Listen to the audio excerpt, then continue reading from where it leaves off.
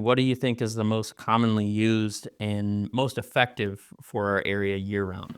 Hands down, it's nymphing. Now, that can be broken down into 3 different categories itself, but by and large, it is the most effective way, like with any trout fishing, to elicit eats from these fish. Now, with those 3 categories, Josh, what would we be looking at that would fit under that broad umbrella of nymphing?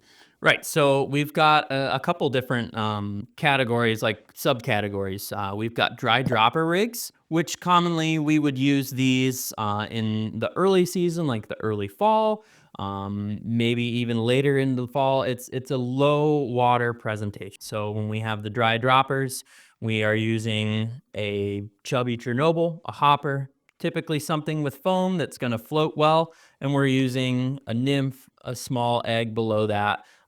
That is a much softer presentation, less likely to spook fish in super low, clear, calm conditions. What will be next? What will be another technique that we use in more prime condition, Dustin? Definitely fishing with an indicator probably is the most effective and most popular in what you would call prime conditions. And so in that sort of system, we're using a dead drift with a fly or a couple flies suspended beneath an indicator with some split shot helping them get down to depth. And we want a nice dead drift, natural presentation to those fish as those flies drift down the river. But there's still a third category, Josh. What would that be? Yep, we can also do this without an indicator as well.